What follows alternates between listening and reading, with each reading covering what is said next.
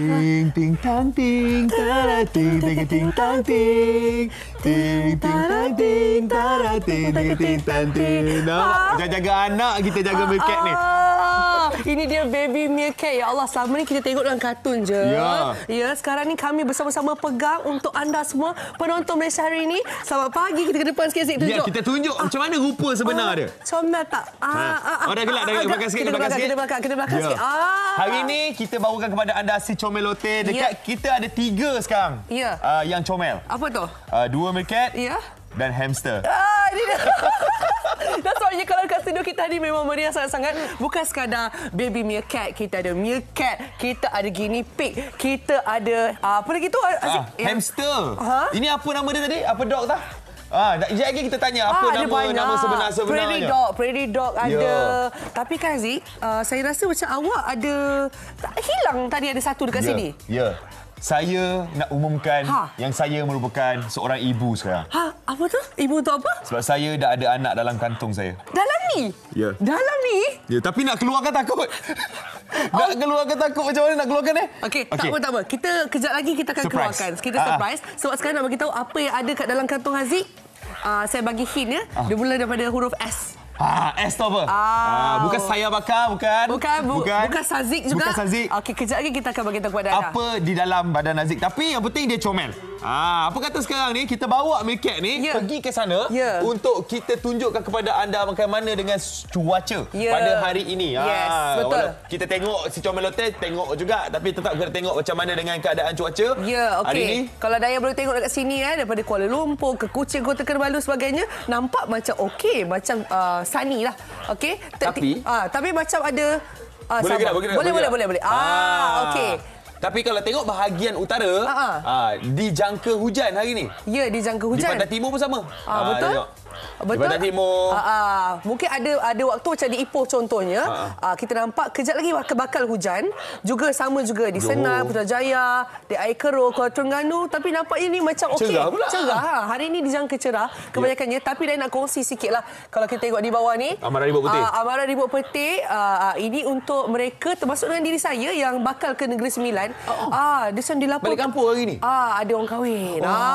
Diramalkan ada ribut peti dan juga hujan lebat. Jadi, bolehlah ambil langkah berhati-hati kalau nak nilai. Ya, betul. Di Melaka, di Johor juga, di Tangkak dan Muar. Dijangka ada amaran ribut peti pada hari ini. So, itu adalah antara update mengenai cuaca pada hari ini untuk anda. So kalau anda ada plan untuk pergi ke tempat-tempat yang kami katakan tadi, berhati-hati. Kalau boleh cuba elakkan di mana tempat yang ada amaran ribut peti tadi. Okay? Ya, ini pula kita nak kongsikan amaran hujan berterusan, iaitu yang dijangka berlaku di Sarawak, di Sabah. Jadi orang-orang Sabah Sarawak boleh jugalah dalam keadaan siap siaga kan, sebab sekarang ni cuaca tak menentu. Yang penting kami kongsikan supaya kita semua boleh rancang perjalanan kan. Mana yang boleh elak untuk keluar rumah untuk travel jauh-jauh tu, boleh tengok kami di MHI. Ya, betul. Tengok sampai pukul 10.30 kejap saja lagi. Sebab kita nak cerita pasal si comel lote ni. Kita pergi ke table kita yang pertama. Kita tunjukkan kepada anda.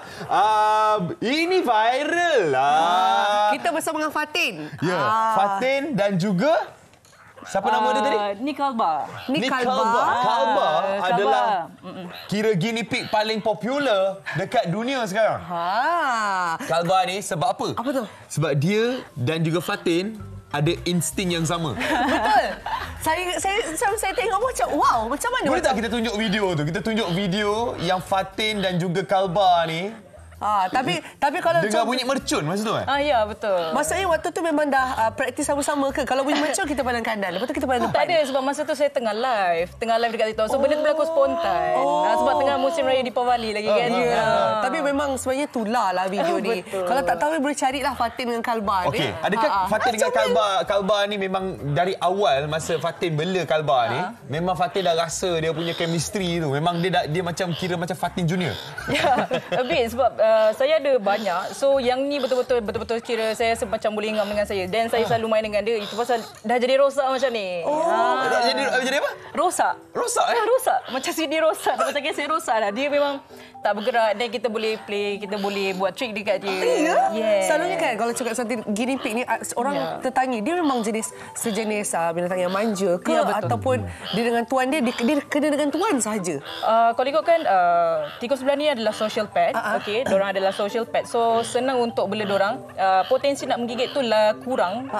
So suitable untuk kanak-kanak yang umur 3, 4, 5 tahun. Siapa yang ingin bela haiwan boleh daripada tikus Belanda. Ya ke? Yes, betul. Okey, sebab tikus Belanda ni makanan dia pun senang. Yes, betul.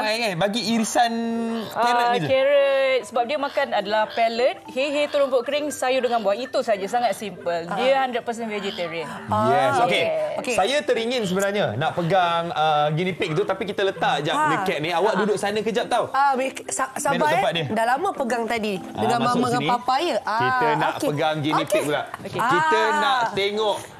Nak belajar sebenarnya cara pegang guinea pig. Tapi tadi dah pegang, kena gigit dah. Apa antara punca-punca kita digigit oleh guinea pig? Satu, mungkin sebab cara pegang tu dia tak betul dan dia tak selesa ataupun dia takut. Macam tu. So mungkin dengan saya dia dah kenal. So saya tahu step nak pegang untuk avoid dia daripada gigit. Okey. So yang mana yang paling Yang jinak? paling ini. Ini comel tak? Ini dia memang fashionista. Ini macam dalam Secret Life of Pet. Fashion rambut dia.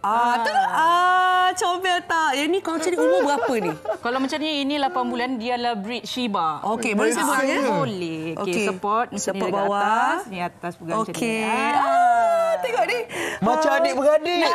Sama ya? Sama ya? Okey, ini breed Shiba ya. Kalau breed Shiba ni, kalau satu kita binatang kita sayang kan. Dia punya jangka hidup tu. Okey, jangka hayat dia 4 tahun sehingga 8 tahun. 4 tahun, 8 tahun kita? 4 tahun sehingga 8 tahun lah dia boleh hidup. Okey. So, okey, dari segi okey, Mac. Dah nak bagi kita pula pegang. Support bawah. Support bawah dia. Okey, sebut belakang dia satu. Sebut belakang dia. Asal sampai Haziq jadi nak gigit? Okey, tak. Tak, sayang. Okey, kalau tadi kata makanan vegetarian kan. Tapi kalau paling disukai apa saja? Saya nampak macam carrot ni. Sebab carrot adalah sayur yang sangat mudah. So, sayur ni boleh makan timun, capsicum, lettuce. Haziq, cuba kita bagi suap makan. Alah sayang. Alah comel. Okey, lepas tu kita nak tahu juga macam dalam seharian bila waktu aktif dia, bila waktu yang dia tidur. Bagi saya dia lebih aktif, lebih kepada makan lah. Kerja dia makan, tidur, makan, tidur. Dia tak seaktif hamster. Tak ada. Dia memang pasal tu badan dia cepat besar. Dia macam bergerak sepelan-pelannya.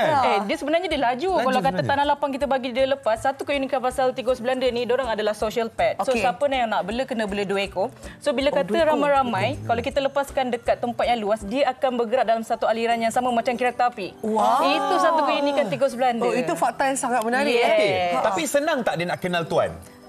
Senang kalau you always petting dia. Okey. So dia pun manja lah. Maknanya guinea pig ni manja lah binatangnya. So kalau anda nak, okeylah untuk kenalkan anak-anak dengan binatang peliharaan, boleh mulakan dengan guinea pig. Betul. So sekarang ni kita nak bawa dia jumpa Kalba. Dia friend tak? Dia kawan tak? Sangat friend. Okey, Meh, jumpa Kalba, Meh. Kalba dah popular sekarang tau. Awak belum lagi. Tapi awak punya rambut macam famous lah. Awak dah macam nak masuk fashion week. Okay. Ini orang kata paling fashion lah. Ini guinea pig paling fashion kat Malaysia. Selalu je kan kalau kita tengok kan macam anjing ke apa kan, kucing kan di fashion kan. Yalah dengan dia. Kalau baru nak sebut durian Belanda. Bukan. Tikus Belanda. Tikus Belanda. Panggil benda durian. Macam mana? Dia ambil makanan. Makanan dia kat belakang. Pusing. Pusing. Okey. Macam mana pula penjagaan dia nak groom, nak tukar fashion ke? Kalau kata yang long hair ni memang kena perlukan grooming lah. Kalau kata short hair ni tak perlu grooming pun sebenarnya. Sangat senang jaga. Tapi kalau kata macam ni dia dah tutup mata, kena potong lah. Salon lah, pergi salon lah. Yes. Tapi kita boleh grooming sendiri je. Potong. Tapi ni kalau tengok dia baru lepas buat perm ni. Yes. Nampak dah blur dah ni. Yang ni kemas lah. Yang ni kemas. Dia teratur. Yang ni kena grooming. Yang ni tak perlu grooming pun tak apa. Dan boleh mandi. Tikus Belanda boleh mandi. Ya. Berapa kerap kita boleh mandikan? Kalau kata untuk mengekalkan jangka hayat yang lama, kalau kata yang ni 1 bulan 2 kali, yang ni sebulan sekali pun should be okay. Dah selalu kan bila kita jaga apa-apa haiwan peliharaan lah, kita akan selalu fikir, alamak bau macam mana, busuk ke tak. Okey. Macam mana pula dengan tikus Belanda? Okey, tikus Belanda dia punya najis dari segi pup dia kering. Okey. So memang tidak berbau sangat sebab diorang bela indoor. So bila bela indoor, memang orang cakap tak berbau sangat.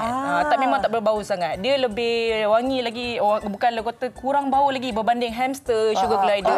Diorang lagi bau lagi. Orang cakap kurang bau. Kurang bau dan bulu dia pula adakah jenis yang senang gugur? Potensi nak gugur tu ada, tapi kita boleh konsum dia dengan vitamin. Nampak tak? Penjagaan tu penting. Okey, belakang ni. Okey, nampak kita tunjuk side belakang pun comel ya. Tapi okey, terima kasih Mak Fatin. Sekarang ni awak telah membuatkan saya untuk berfikir, patutkah saya bela tikus bandar untuk anak saya? Okey. Haziq, cuba sini pula, sini pula. Okey, ini ada bermacam-macam. Okey. Sebenarnya di depan mata kita sikit je. Betul. Dekat Haziq, saya nak reveal kepada anda apa yang ada di dalam badan saya selama ini. Saya sebenarnya nervous, saya risau. Saya nak bagi tahu anda semua yang saya adalah mana dia? Mana dia? Dekat mana dah? Sugar Glider Man! Yes! Mana dia Sugar Glider? Daripada tadi. Memang sebab Sugar Glider memang suka tempat-tempat yang berlubang. Dia suka dalam poket. Dia nak masuk balik. Dia nak masuk balik. Selesa sangat ke dik duduk dalam badan abang dik? Okey, Kak, kita nak tanya macam Sugar Glider ni selalu kau tengok kan yang dalam video tu yang besar-besar. Lepas tu diorang selalu bahasakan macam Sugar Glider ni tupai terbang. Jadi orang ada macam satu perasaan takut sedikit. Mungkin boleh ceritakan yang sebenar-benarnya tentang Sugar Glider, Kak Emma. Ya, sebenarnya ramai orang kata Sugar Glider ni tupai terbang. Dia bukan spesies tikus ataupun tupai terbang. Dia adalah family daripada kangaroo. Sebab apa? Sebab yang betina bila dia melahirkan anak, dia akan simpan anak dia tu dekat kantong. Dia ada yang betina, dia ada kantong. Sampailah anak tu nanti dah boleh nak makan baru keluar. Ya. Jadi orang kata tupai terbang, bukan. Dia bukan, Sugar Glider bukan tupai terbang. Baik, okey. Dan untuk membela Sugar Glider ni pun sangatlah senang. Sebab daripada sekolah dulu, siap orang bawa pergi sekolah. Ya, betul. Sugar Glider ni letak dalam beg dia. Ya. So memang penjagaan dia memang sangat-sangat senang. Ya. Okey, apa je basic thing yang kita kena buat untuk jaga Sugar Glider ni? Sugar Glider ni kalau nak bela dia kena bela sepasang. Dua ekor sebab dia memang suka berkawan. Kalau nak bela seekor boleh, tapi kita kena expand masa dengan dia sehari dalam 4 hingga 6 jam. Kena jaga dia. Kena selalu main, pegang dia. Dia tak boleh hidup bersendirian. Bila bersendirian dia akan jadi murung. Jadi apa? Jadi dia bila kita selalu pegang, kita selalu main dengan dia, tu yang dia akan jinak. Okey, ini macam ni jinak lah ni. Dia jinak sangat. Ya. Saya ada geng tu dia diam dalam poket tadi. Masuk balik. Akak kat rumah masak masuk dalam apron je. Ya ke? Ya Allah, Kak. Jangan masuk dalam kuali, Kak. Jangan masuk dalam kuali, Kak. Okey, sekarang ni kita nak masukkan Sugar Glider kembali. Sekarang ni kita nak ini tadi Haziq tanyakan apa nama dia tadi? Apa nama dia tadi, Kak? Nama dia Peridot. Peridot. Okey. Peridot. Peridot ni binatang daripada spesies mana pula sebenarnya? Tupai. Tupai tanah. Daripada tupai. Walaupun namanya Peridot, ni saya tupai tanah. Ya. Okey, cuba tengok kita tunjuk kepada anda rupa dia. Rupa dia memang rupa tupai. Tapi adakah untuk pegang dia macam tupai kan dia jenis lari. Dia manja. Manja. Adakah dia manja sebab apa? Tak Emma selalu manjakan dia ataupun Peridot ni sebenarnya memang satu spesies yang manja. Dia kalau kita bela dia dengan kita kena macam selalu main dengan dia, dia akan manja. Ya. Tapi kalau kita selalu biarkan dia tak ada perhatian kat dia, dia memang agak garang, dia akan menggigit. Habitat dia memang dia suka menggigit. Sebab tu saya letak kayu. Jadi tapi kalau kita dah biasa, dia jinaklah macam ni. Sebab dia boleh hidup dengan kucing, dia boleh hidup satu sangkang kucing, dia boleh main. Dia dengan tikus Belanda tu pun macam geng juga rupanya seketul. Kan rupa dia sama-sama gitu. Kak nak bagi saya pegang pula ni. Ya, try pegang. Cuba. Macam cara pegang ni, Kak? Sini je. Peluk je. Okey, saya peluk ni. Dia manja. Manja tu. Okey, Kak. Saya rasa kita boleh ubur dah Sugar Glider kita. Okey, seterusnya saya nampak yang ini. Akak dia nak lari. Macam mana boleh terbalik? Okey, yang ni apa? Namanya gerbil. Ya, Mongolian gerbil. Mongolian gerbil. Okey, kalau Mongolian gerbil ni kata dia ada lebih daripada 80 spesies. Rupa dia macam hamster kan? Dia ni ada tupai gurun. Tupai gurun? Tupai gurun. Tikus gurun. Mana Sugar Glider tadi? Ni lah dah masuk. Ada seekor lagi dalam ni. Seekor lagi? Dia masuk dalam balik? Ada tak? Betul. Betul ada suka tempat tu. Okey. Tikus gurun ni? Boleh cerita ke sini? Dia kaki depan dia pendek. Kaki depan pendek. Cuba tengok kaki depan. Jangka hayat dia berapa lama? Jangka hayat dia dalam 5 tahun. 5 tahun. Dan apakah beza dengan hamster sebenarnya? Sebab rupa dia macam tak jauh lari sangatlah. Ya, hamster kaki dia depan dan belakang sama. Okey. Gerbil ni tak ada, kaki depan dia pendek. Oh. Sekali pandang macam tikus kan? Betul. Tapi tengok dia akan dia tengok dia berdiri. Nampak comel lah. Comel. Rupa seperti tikus, dia punya habit macam hamster. Tapi katanya suka kunyah benda keras ya? Ya, dia suka kena, dia suka menggali. Sebab tu dia kalau bedding dia kena banyak sikit dia punya sebab dia akan menggali. Dia akan korek. Dia suka menggali. Itu macam ala-ala hamster jugalah. Hamster pun sama juga kan? Ya. Okey, kita dah tengok ni. Inilah hamster. Yang Haziq inilah kata, orang kata Daya Junior. Haziq kata macam saya tu kan? Okey. Comel. Okey, saya pernah bela hamster. Saya pun. Wah, comelnya hamster. Dia punya mata. Hamster ni, mata dia kalau kita tengok sangat-sangat cantik, hitam penuh. Ulat. Dan kalau hamster ni kan selalu kan orang kata kita tak boleh bela satu, dia kena bela banyak-banyak. Ya, betul ya? Betul. Kenapa tu? Sebab dia memang suka berkumpulan, suka main kan? Suka main berkumpulan. Saya dah confused dah. Kenapa awak mana Daya, mana hamster ni? Okey, tengok sebelah, tengok. Tengok macam adik-beradik kan? Tapi sebenarnya untuk menjaga hamster ni adakah semudah yang disangka? Semudah yang disangka. Semudah sangat. Letak macam ni, lepas tu bagi dia makan, air, lepas tu dia memang senang. Tapi jangka hayat dia tak lama lah. Hamster dalam 3-4 tahun saja. Itu yang sedih tu. Betul, dari segi pembiakan pula macam mana? Adakah macam rabbit kita tahu macam mana kan? Kalau hamster adakah banyak? Kalau dia sekali dia akan keluar. Dia 6 ekor, dia sekali keluar. Bolehlah share dengan kawan-kawan. Dia nak ke bawah. Sebab hamster ni pun ada macam-macam jenis kan? Dia ada macam-macam spesies. Ya, ni yang macam ni Syrian. Ni Syrian. Saya bela ni Syrian. Yang paling comel sebenarnya apa kalau saya hamster? suka Syrian. Apa sajalah ada Syrian kat sini. Sebab Syrian gemuk. Dia macam fluffy. Dia comel-comel kan? Okey. Lepas tu dia macam nak picit je rasa. Sabar Okey, sabar. Comel sangat. Okey, so Kak Emma punya si Comelote kita dah tengok. Ini bukan setakat si Comelote.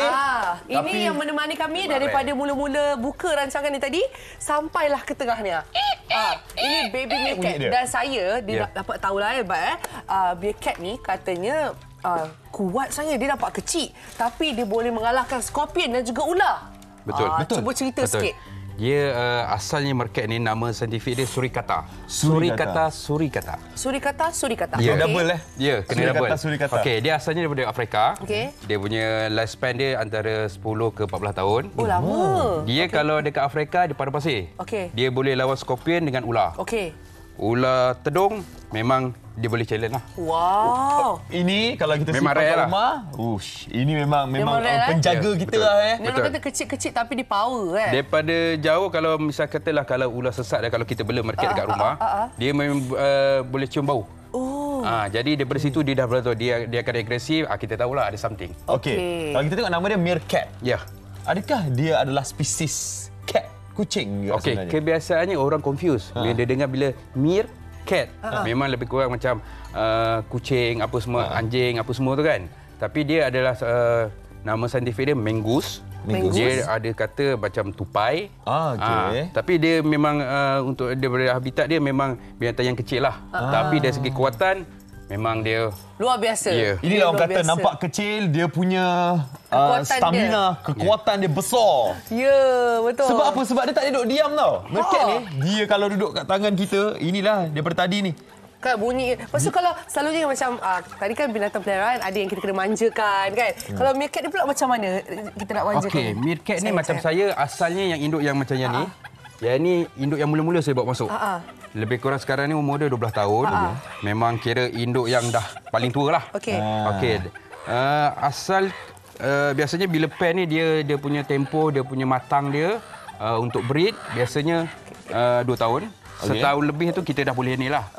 Dalam tempoh tersebut, lepas dia pregnant, dalam tempoh 65 hari ke 70 hari, dia akan keluarkan baby dalam 5 ekor, paling banyak lah. 5 ke 6 ekor. Paling sikit 2 ekor. Ya. Tapi biasanya macam saya, pas saya nak jinakkan dalam tempoh sebelum 14 hari, dia nak buka mata, saya akan asingkan dengan ibu dia. Okey. Saya susu sendiri. Ya. Tengok. Okey. Tengok ni. Ni tak duduk diam ni. Bagi Daya pegang tali ni. Saya pegang tali. Kita tengok apa Daya boleh kontrol ke tak. Dia nak kawan lah tu. Dia nak kawan ke nak gaduh ni? Dia bila macam ini dia baru kenal. Baru kenal. Masing-masing baby memang dia ni lah. Okey. Dia tengok pasal kawan dalam tu. Apa bila macam baby macam dia orang ni tempoh dalam umur 9 bulan ke setahun memang dia orang kata nakal. Okey, itu Dia waktu nakal. dia... Oh, ni umur nakal dia ni? Ya, Waktu umur nakal, ni. tengah nakal. Oh, Nanti bila dah umur macam ni, elok je. Dia dah matang, dia dah matang. Dia dah matang. Ya. Okey. Ni yang dah matang punya, ni baru nak belajar kenal dunia. Yelah, okey. Lepas tu lagi satu ni pun menarik juga. Ferret. Ferret. Ni ferret ni mata dia saya nampak satu warna merah. Ferret ni apa pula sebenarnya? Kau tadi apa? Mangus ya katanya. Ferret ni? Mangus meerkat. Okey. Yang ni asalnya daripada Europe. Okey. Ferret ni dia spesies lebih kurang macam memerang lah. Cuma Cuma yang ni putih ni dia orang kata spesial sikit, mata merah albino. Oh, okey, dia baik. albino. Oh, yang atas ni, yang kalau anda tengok warna putih, dia punya mata warna merah ni disebabkan dia adalah albino Ya. So that's why lah dia nampak berbeza dan nampak unik sebenarnya. Betul. Mata dia warna merah. Dan kalau bermain pula macam mana? Okey. Nampak tadi nakal kan? Nakal. Macam meerkat, dia sifat ingin tahu tu lebih. Meerkat. Ya. Okey. Memang kalau kita bela dekat rumah, dia memang dengan kucing memang orang kata memang sangat rapat. Okey. Meerkat. Kalau ferret pun lebih kurang sama. Okey. Lebih kurang sama. Cuma ferret ni dia ada orang kata kelenjar bau minyak, dia berbau sikit. Kalau kita nak mandi pun kalau boleh jangan tak digalakkan mandi selalu. Okey. Lagi kita mandi, dia boleh Lagi kelenjar busuk. minyak dia akan keluar. Okey, ni kena tahu tips ni. Ada orang ingat macam kita mandi selalulah bagi dia wangi. Tidak. Bukan semua binatang peliharaan ni Ya. perlu mandi dengan kerap. Ya. Sebab ada cara penjagaan dia, dan kalau tak perlu mandi, tak payah mandikan pun. Ya, sebab kalau kita bela dekat rumah, keadaan bersih. Jadi kita boleh kontrol. Ya. Macam sama juga dengan meerkat. Meerkat pun sama. Dia orang kata kalau biasa dengan kanak-kanak, yang comelnya bila dia berdiri dengan itulah. perut dia buncit, Betul. watak dalam cerita The Lion King, Timon. Timon. Inilah dia. Inilah dia Timon. Okey. So Terima kasih. itu adalah meerkat dan juga Ferret. Ferret. Ya. Okey. Dah settle? Baby meerkat pun dah. Kita dah tengok hamster, sugar glider, kita dah tengok Apa nama dia tadi ni? tikus gurun. Tikus gurun, lepas tu ada Peridot. Peridot. Dan kita punya superstar di sini bersama dengan Fatin. Okey. So itulah dia antara si Comelote Ya. yang anda boleh bela sebenarnya di rumah Ya. untuk kenalkan anak-anak dengan tanggungjawab. Betul, tanggungjawab, rasa kasih sayang kan, kita sayang dengan binatang ni kan. Dan saya rasa betul hari ni saya rasa terbuka hati pula. Wah, terbuka hati rasa macam bolehlah saya fikirkan untuk paling saya suka yang ni lah, yang fashionista ni. Macam nak terbuka hati nak bagi peluang kepada seorang Macam kekasih. bercinta lah. Macam nak bercinta. Okey. Okey, so itu adalah si Comelote. Kita dah ceritakan kepada anda, kita tunjuk kepada anda si famous ni juga. Awak ni. Awak dah gigit tangan saya tadi, dah gigit tangan kita ya. Gigit tu tak apa, tanda sayang. Tanda sayang. Okey, Tapi jadi dah ada tanda dah. Jadi kita akan berehat sebentar sebab sekejap lagi Raya dengan Haziq ada banyak lagi yang ingin kami kongsikan. Jadi jangan ke mana-mana, okey? Terus bersama kami dalam Malaysia hari ini. Hai. Ui, pandai dia posing kat kamera. Makan.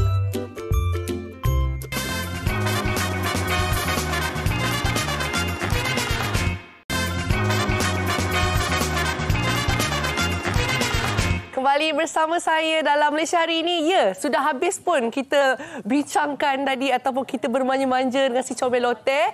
Oh, happy saya. Sekarang ni saya rasa lagi happy sebab tetamu kita ni dia datang tadi terus macam jangan bawa balik Comelote tadi nak tengok.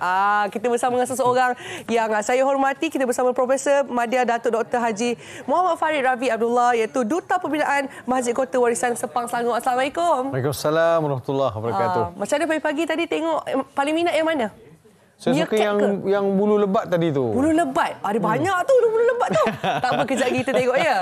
Okey, baik. Saya hari ini katanya ada sesuatu yang ingin dikongsikan, iaitu tentang pembangunan Masjid Kota Warisan Sepang Selangor. Mungkin boleh ceritakan sikit? Ya, terima kasih kepada para penonton yang saya kasih sekalian.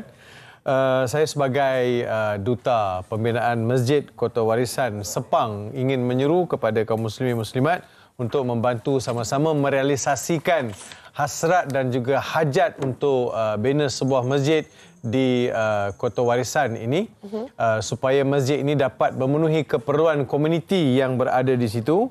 Mengikut jangkaan pada tahun 2030, penduduk di kawasan itu akan mencecah hampir 100,000 orang. Dan 90% daripada penduduk itu adalah beragama Islam. Baik. Tapi buat masa ini belum ada satu masjid atau belum ada sebuah masjid yang boleh membantu untuk aktiviti pembangunan, pengimarahan dan juga syiar Islam.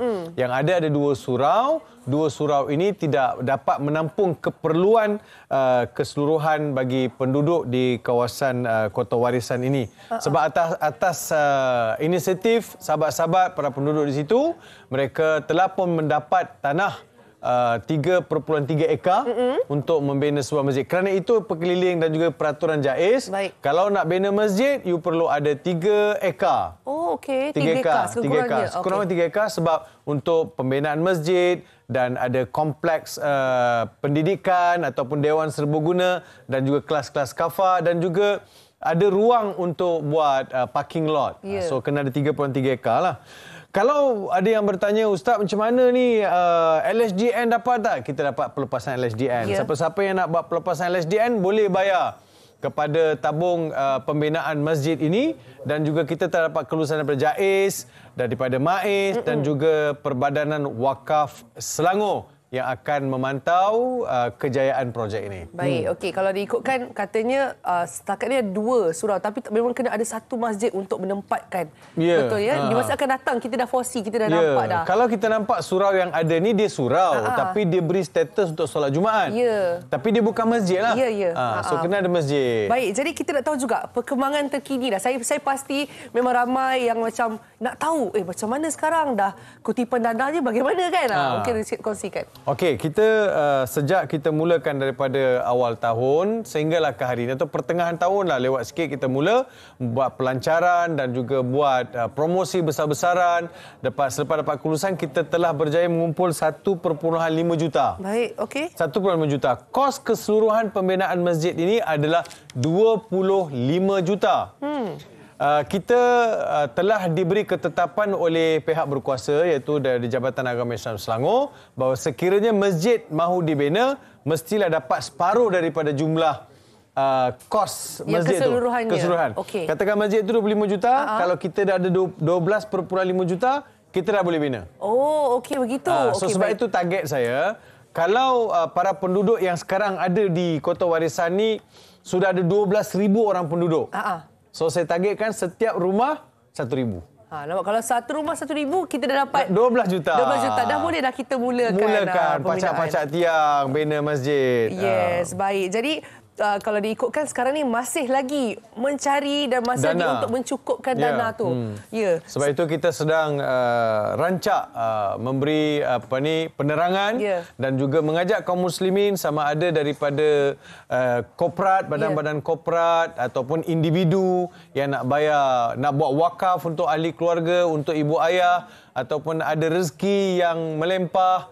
Apa kata sama-sama disalurkan kepada pembinaan masjid ini. Saya pasti mungkin ramai juga yang tertanya macam bercakap tentang infak, sedekah dan sebagainya. Impaknya ke dalam kehidupan kita.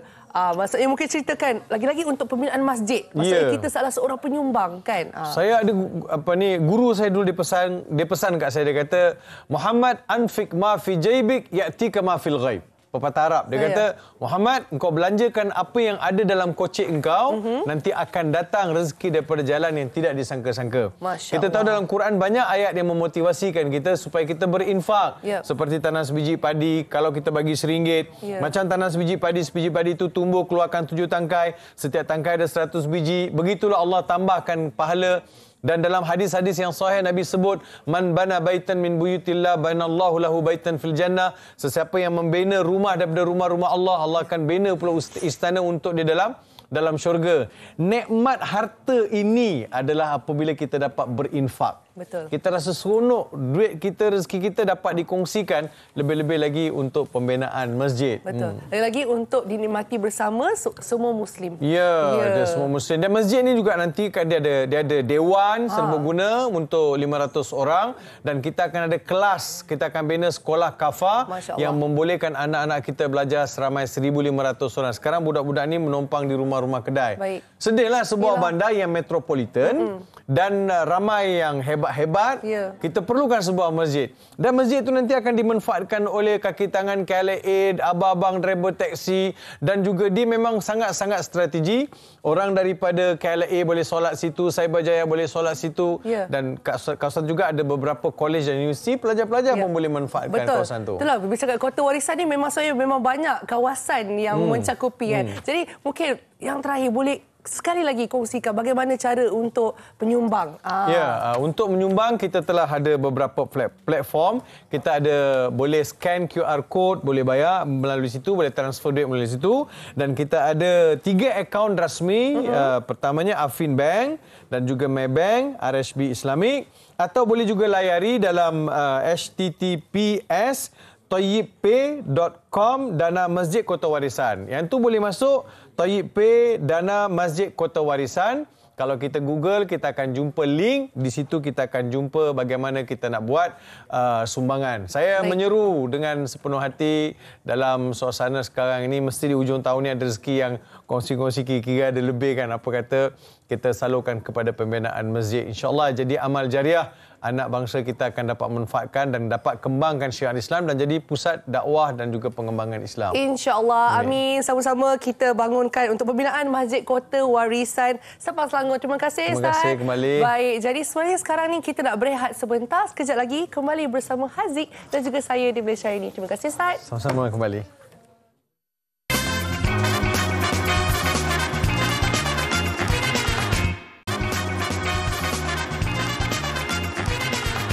Ya, kembali bersama Malaysia hari ini. Ada pelbagai topik kita bawakan kepada anda. Tadi kita dah cerita pasal si Comel Lotte. Ya, kita ada infak masjid. Ya, dan kita nak bawa anda ke satu segmen pilihan raya umum ke-15 yang bakal tiba tidak lama lagi. Yes, betul. Jadi bukan bersama dengan kami.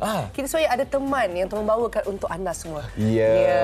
Kita bersama dengan Elly Iskandar untuk kita ceritakan dalam segmen PRU kali ini. Kita nak bawakan kepada anda, kita nak tanya kepada Ketua Penerangan UMNO Syahril Hamdan dan Pengarah Komunikasi Pakatan Harapan iaitu Fahmi Fazil tentang apa yang dimaksudkan dengan manifesto pilihan raya. Sebab setiap kali nak pilihan raya, kita akan ada manifesto. Ya, betul. Jadi kita juga tertanya-tanya apakah yang diberikan, apakah yang dipaparkan. Jadi manifesto ini, jadi jangan risau, kami bawakan kepada anda. Ya, jom kita saksikan pilihan raya umum ke-15. Manifesto yang saya tahu adalah satu orang kata apa pendekatan ataupun harapan yang akan dilakukan setelah sebuah parti itu menang dalam pilihan raya. Saya ni tak faham sangat manifesto, tapi itulah jenis-jenis ikut orang ni kan, kita bukan pandai sangat. Manifesto ni apa yang saya tahu untuk membentukkan negara yang baru.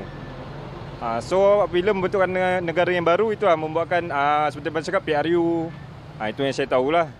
Manifesto itu adalah perjanjian masa election, masa daripada wakil rakyat dengan wakil parlimen kepada rakyat lah. Untuk janji-janji yang mereka akan promise untuk rakyat lah kan, supaya rakyat tu undi untuk mereka lah. Manifesto tu apa sebenarnya kalau dapat disimplify? Manifesto ni untuk simplify ialah tawaran parti-parti yang bertanding apa yang mereka hendak laksanakan sekiranya menang. Ini penting supaya dalam pengundi-pengundi memilih antara banyak-banyak option yang ada, antara faktor besar yang patut mempengaruhi pilihan tersebut ialah apakah tawaran yang diberikan oleh parti-parti yang bertanding, kerana itu yang menjadi mandat untuk mereka melaksanakan dasar-dasar yang mereka rasa baik untuk negara. Dia adalah harapan rakyat. Kalau di peringkat nasional, di peringkat negeri, di peringkat tempatan, dia mungkin 3 harapan yang berbeza. Orang biasa, mereka melihat jelmaan kerajaan itu, sebenarnya idea konsep mereka adalah PBT, pihak berkuasa tempatan. Masalah asas ialah masalah jalan yang tidak berturap, berlubang, sampah yang tak dipungut, saliran yang tersumbat, pokok yang tumbang. Itu adalah manifestasi konsep kerajaan. Jadi bila saya bercakap dengan mereka, apakah harapan mereka? Tawaran yang perlu saya bawa ke Lebah Pantai contohnya, banyak bersifat fizikal dan lokal. Tapi bila kita teliti, ada pattern, iaitu mereka berharapkan sesiapa yang mentadbir terbuka mendengar pandangan, teguran, kritikan, cadangan daripada pembayar cukai, daripada rakyat biasa. Dan dari situ kita proseskan dan kita persembahkan sebagai tawaran. Dalam membentangkan manifesto itu, selain daripada tawaran itu mestilah menarik, bagi saya yang penting ialah mesti kredibel. Maknanya pengundi kena percaya bahawa dalam manifesto itu kalau dia tulis macam tu, itulah yang dia akan buat. Jadi saya dan rakan-rakan dalam Barisan Nasional akan dalam masa yang terdekat ini membentangkan ataupun melancarkan manifesto itu, maknanya senarai tawaran kepada pengundi. Ini yang kita nak buat, soal pendapatan, soal macam mana nak naikkan gaji, soal pembangunan apa yang kita nak utamakan, soal pendidikan macam mana, soal percukaian misalnya. Bagi Pakatan Harapan, kita cuma akan umumkan tawaran di peringkat pusat, di peringkat persekutuan pada 2 November. Jadi kalau saya nak sebut ni masih terlalu awal ya, tapi saya boleh bagilah hint-hint. Secara umum yang akan diperjuangkan yang memang usaha Pakatan Harapan secara konsisten, kita banteras dan lawan rasuah tentang isu perumahan, isu pekerjaan dengan pendapatan yang lebih tinggi, isu pendidikan yang lebih baik, dan perkara-perkara berkait dengan sebenarnya kos sara hidup. Sekarang ni bagi PRU ke-15, selepas pandemik, dalam keadaan nilai mata wang ringgit berada pada kedudukan yang kurang baik ataupun tak baik ya, sekarang ni isu asas ialah bukan politik abstrak tapi politik periuk nasi. Sejauh mana melihat manifesto yang dilaksanakan ataupun digarap sebuah parti itu dapat dilaksanakan? Kalau mungkin dahulu Barisan Nasional memerintah sekian lama, kemudian sebelum ni pernah ada kerajaan lain yang memerintah. Jadi masing-masing dah ada peluang menjadi kerajaan. Bagaimana Syahrir melihat manifesto sesuatu parti lebih pada advantage berbanding manifesto parti lain atau gabungan lain? Untuk Barisan Nasional? Kalau saya boleh sebut apa advantage manifesto Barisan Nasional, tadi macam saya sebut, credibility. Bukanlah nak kata kami ni sempurna 100% segala janji dan tawaran sebelum-sebelum ini. Tapi jauh lebih dekat kepada 100% berbanding dengan parti-parti lain. Di mana kita pernah dengar istilah manifesto ini bukan kitab suci daripada parti lain lah. Yang mana saya rasa benda itu mengecewakan. Kerana kalau kita berani menawarkan sesuatu janji, ia perlulah dah difikirkan. Maknanya dah fikir betul-betul benda ni boleh buat ke tidak. Apa cara kita nak buatkan? Apa kaedah pelaksanaannya? Baru kita letak atas kertas. Baru kita cetak dan kita bagi tahu kat semua orang, baru kita hebah. Kalau kita tak fikir ataupun lebih teruk daripada itu, memang tak ada niat nak buat semata-mata untuk menarik dan memancing undi, saya khawatir itu satu tamparan kepada kredibiliti parti politik tersebut. Selepas 2018, tawaran yang dibawa oleh mana-mana parti, dia mesti berasaskan kepada bajet. Adakah kita punya kemampuan untuk bayar ya, perkara-perkara ini? Dari mana kita nak dapatkan duit ini? Pada ketika bebanan hutang masih tinggi dan komitmen kita untuk membayar contohnya hutang 1MDB setiap tahun berbilion ringgit. Jadi dari situ kita ada beberapa kekangan. That's why itulah kenapa bagi Pakatan Harapan, Anwar Ibrahim, pengerusi Pakatan Harapan berkata, kita tidak menjanjikan bulan dan bintang. Kita dah pernah masuk. Kita dah lihat keadaan sebenar. Banyak institusi yang kita anggap sebelum ni cantik, indah. Tapi bila kita tengok belik dia punya akaun, buku-buku akaunnya, sebenarnya ada isu. Dan itu bagi saya memaksa Pakatan Harapan, pimpinan, kita kena berbijak di bumi yang nyata. Kalau kita umum, tapi kita tak boleh nak bayar, where are we going to find the money? Antara perkara yang kita selalu tengok sebelum nak meletakkan apa-apa janji itu ialah kita dah kira dah, lebih kurang lah ya. Kita dah kira dah, ini kosnya dalam ballpark apa, berapa jumlah kos dia. Mungkin tak tepat sebab kita bukan MOF kan, kita bukan dalam kerajaan, tapi dah dapat congakkan ini adalah jumlah yang akan diperlukan untuk janji ini. Mana kita nak dapat duit ni? Kita akan fikir, okey, ini jenis savings kita boleh buat di tempat lain. Mungkin ini cara kita nak menambahkan pendapatan kerajaan dan sebagainya, dan kita yakin perkara ini boleh dibuat. Baru kita letak. Dan ada janji-janji dan tawaran-tawaran yang tak menggunakan wang ringgit, tak menggunakan kos. Semua itu pun telah dipikirkan masak-masak. Kita berani buat tak? Kalau kita nak tulis ni, okey berani, baru kita tulis. Kalau kita nampak benda ni terlalu mahal, tak realistik ni, kita tak akan boleh buat. Jangan sampai orang tak percaya kita besok. Okey, cancel. Walaupun janji itu menarik, walaupun janji itu confirm boleh pancing undi orang muda, tapi kita tahu ni tak boleh buat ni. Kita tak akan berani cakap. Jangan buat.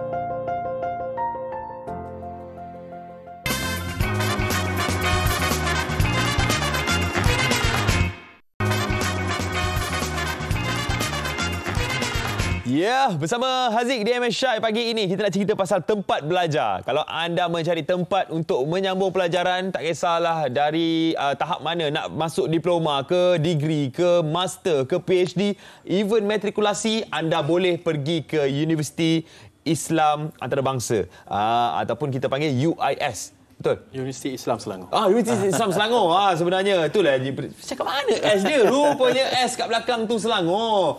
Dulu kuis. Kalau anda tahu kan, kita tahu kuis ni adalah satu tempat belajar yang famous, tapi UIS bila bermulanya menjadi kuis menjadi UIS tu tuan, kita bersama dengan Tuan Nur Afendi Ahmad Sukri, iaitu Dekan Pusat Matrikulasi UIS. Terima kasih saudara Haziq. Alhamdulillah, terima kasih kepada MS Syai kerana menjemput kami lah.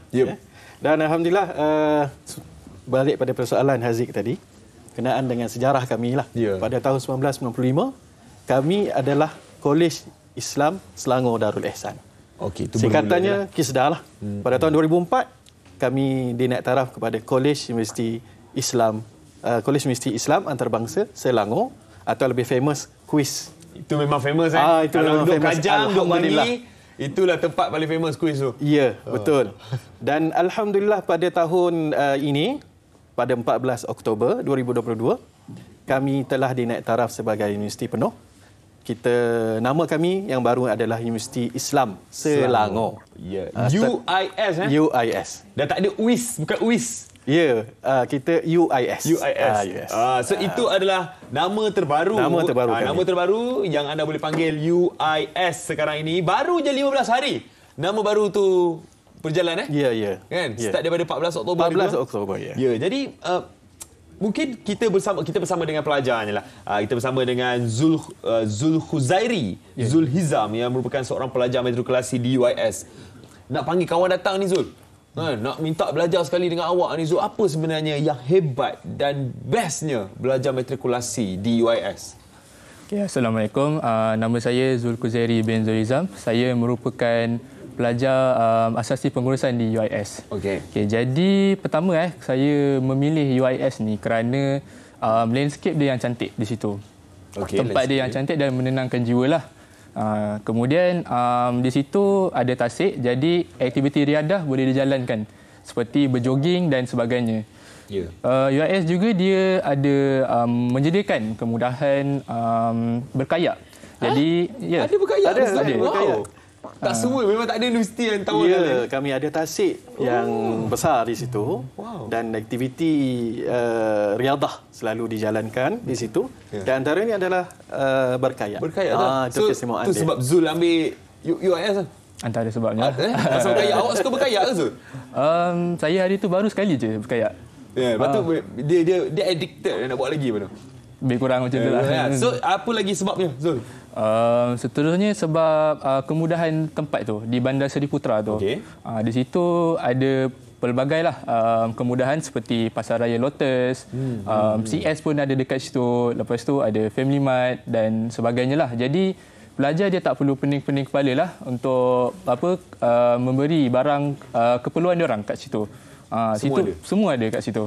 Senanglah facilities di sekeliling UIS tu sangat senang. Tapi saya tertarik dengan pengajian pra-university dekat UIS yang ditawarkan. Sebab kalau kita tengok Zul ceritakan tadi dia kenapa dia memilih UIS untuk belajar asasi. Mungkin tuan boleh ceritakan apa antara pengajian pra-university yang ada di UIS. Baik. Sekarang ni kita ada pengajian di peringkat asasi. Kalau di UIS ni sebenarnya kita ada 5 peringkat pengajian. Daripada asasi, diploma, sarjana muda, sarjana dan juga doktor falsafah. Alhamdulillah keseluruhan program kami ada 83 program. meliputi pelbagai bidang lah. Antara yang utama adalah pengajian Islam, perbankan Islam, teknologi maklumat dan sebagainya. Okey. Jadi Tuan Nur Effendi ni mengajar apa sebenarnya? Saya mengajar bahasa Arab. Al-Lughatul Arabiyyah. Alhamdulillah bi khair. Masya-Allah. Masya-Allah. Boleh masuk ni. Saya pernah belajar sikit. Jangan lebih-lebih kan nanti takut pergi ke mana pula bahasa Arab saya. Masya-Allah. Okey, jadi Tuan mengajar bahasa Arab. Saya mengajar bahasa Arab di pusat matrikulasi, yang mana kami di pusat matrikulasi menawarkan 6 program. Kita ada asasi pengajian Islam, asasi pengurusan, teknologi maklumat, asasi bahasa Arab, komunikasi dan juga yang last sekali asasi bahasa Inggeris. Wow, sebenarnya komplit lah komplit, alhamdulillah. Jadi keistimewaan pelajar yang menyambung pengajian asasi ini, dia adalah program fast track lah. Fast track 1 tahun sahaja. Oh, wow. Maksudnya terus degree lepas tu? Lepas habis 1 tahun belajar di asasi, terus boleh menyambung pengajian di peringkat ijazah sarjana muda. Senang Ijazah sarjana muda pun dalam 3 tahun. Ya. Kan paling lama. Ya, paling lama. Paling lama 2 tahun setengah pun boleh pergi. Ya, boleh. Jadi sebenarnya sangat-sangat mudah dan sangat cepat sekarang untuk kita belajar. Dan keseluruhan program kita telah mendapat pengiktirafan daripada agensi kelayakan Malaysia. So apa yang anda tunggu lagi? Dah dapat akreditasi lah. Ya kan, akreditasi itulah yang menyebabkan jangan risaulah. Apa yang kita tawarkan adalah berkualiti lah, insya-Allah. Okey, kita tanya Zul, hubungan lecturer dan murid-murid dan pelajar macam mana? Adakah memang orang kata nak berjumpa dengan pensyarah tu senang, nak mendapatkan orang kata kelas tambahan ke, untuk mendapatkan lebih info ke dalam apa pelajaran yang mungkin kita tak faham? Untuk kita berjumpa dengan pensyarah tu sangat senang untuk kita berhubung? Alhamdulillah lah. Pensyarah dia orang treat kita orang macam friend, macam kawan. So jadi agak mudahlah untuk kita berdiskusi masalah dengan dia orang kan. Kalau tak faham kita boleh terus tanya apa semua. Jadi dia orang memberi komitmen yang baguslah kepada pelajar-pelajar. Lagi-lagi bila dalam kelas kuliah lah. So maknanya kalau belajar sana tak faham terus tanya lecturer. Kami mengamalkan konsep keluarga. Family. Jadi kita di UIS kita ada satu program iaitu mentoring, di mana mentornya ada daripada kalangan pensyarah sendiri. Jadi pelajar kalau ada masalah berkaitan dengan akademik, masalah peribadi, masalah apa sahaja, boleh berjumpa dengan mentor mereka. Ceritakanlah, janganlah pendam. Ceritakanlah, curahlah. Apa sahaja yang ada dalam hati. Tapi bagaimana nak curahkan tu tuan? Macam mana kita nak mendaftar? Mungkin boleh ceritakan dengan secara ringkasnya. Okey, mungkin ada maklumat tambahan yang saya boleh sebutkan. Kita ada menyediakan tajaan khas kuis kepada pelajar-pelajar yang menyambung pengajian di peringkat asasi. Jadi bagi calon-calon ataupun ibu bapa, mungkin adik-adik di lepasan SPM di luar sana yang berminat untuk mengetahui secara lanjut, boleh layari laman web kita lah, www.quiz.edu.my. Kemudian kita ada hotline kita 03 89117016. Boleh juga WhatsApp. WhatsApp pun boleh juga. 019-338-6937.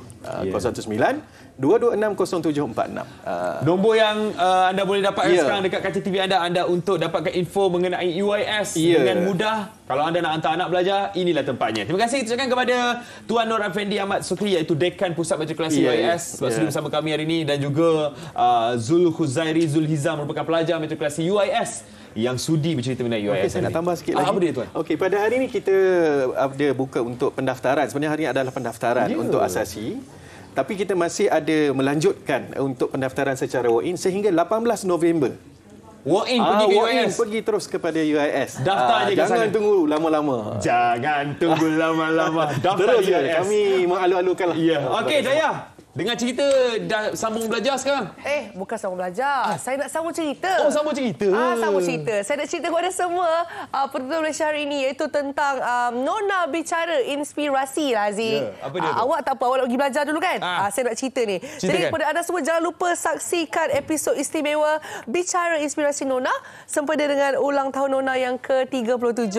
Jadi ada banyak perkongsian yang menarik tentang wanita dan panel jemputan khas macam Nidi Alias, Ustaz Haryanto Rizal dan ramai lagi. Jadi jangan ketinggalan persembahan istimewa dari Hel Husaini dan Faizal Tahir. Jadi bila ni Ahad ni jam 2 petang di TV3. Hari itu saya nampak tengok orang kongsi di sosial media. Kali ni anda semua boleh saksikan ya.